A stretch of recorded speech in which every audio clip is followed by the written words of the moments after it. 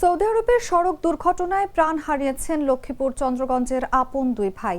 একসঙ্গে দুই ছেলের মৃত্যুর খবরে শোকস্তব্ধ হয়ে পড়েছে গোটা পরিবার। বুধবার মধ্যরাতে রিয়াদ থেকে জেদ্দায় ফেরার পথে তাদের বহনকারী প্রাইভেট কারের সঙ্গে বিপরীত দিক থেকে আসা আরেকটি গাড়ির মুখোমুখি সংঘর্ষ হয়। এতে ঘটনাস্থলেই গুরুতর আহত হন দুই ভাই। পরে তাদের মৃত্যু হয়। নিহতরা হলেন উপজেলার গনিপুর গ্রামের বাসিন্দা ফয়েজ আহমেদ সজীব ও ফরহাদ হোসেন সুজন। তারা ওই গ্রামের খলিফার বাড়ির বাসিন্দা আব্দুল মালিকের বড় ছেলে ও মেঝো ছেলে।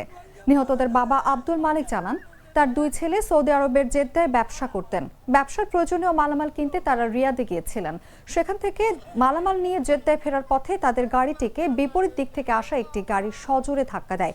এতে প্রাইভেট কারটির সামনের অংশ দুমড়ে মুচড়ে যায় এবং গুরুতর আহত হয়ে দুই ভাইয়ের মৃত্যু হয়। আমার দুই ছেলে, তিন ছেলে এক মেয়ে। দুই ছেলের গাড়ি অ্যাক্সিডেন্ট হয়েছে, সৌদি আরবে মারা গেছে। আর আমার এক ছেলে এক মেয়ে আছে। সরকারের কাছে আমার এই আবেদন রইল, আমার ছেলে করে যখন আমার বাড়িতে আনি পৌঁছাই দেয়, আমার এই অনুরোধ রইল সরকারি তরফে। আমার 6 সন্তান, ছেলে মেয়ে 7 জন, 3 জন ছেলে একটা মেয়ে। দুইটা ছেলে সৌদি আরবে থাকে। একটা ছেলে গেছে দিন এখন 8 মাস, আর একটা ছেলে আগে গেছে 4 বছর হয়েছিল। হে ছুটিতে আইসা ওখানে 1 মাস 8 দিন হয়েছিল গেছিল।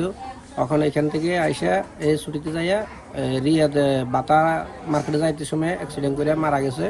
এখন সরকারের কাছে আমরা আবেদন করছি যে এই আমাদের মামতো বাইরে সুন্দর মতো যেন সহি সালামতে যেন দেশে এদের মা বাবার কাছে অনুরোধ রইল পাঠাই দেওয়া লাগে। আমার দুই ভাতিজা সৌদি আরবে গাড়ি অ্যাক্সিডেন্ট হয়ে মারা গেছে। আপনাদের কাছে সবার কাছে ভাতিজার জন্য দোয়া চাইতেছি, আপনারা সকলে দোয়া করে ভাতিজার জন্য। সরকারিভাবে আমার ভাতিজার প্রতি খরচ দিয়ে আমার ভাতিজার বাড়িতে আমি খোঁজ করবেন সরকার। হুররে ওয়েফারের মানচি টেস্টে টেনশন দূর রে, হয়ে যাক হুররে।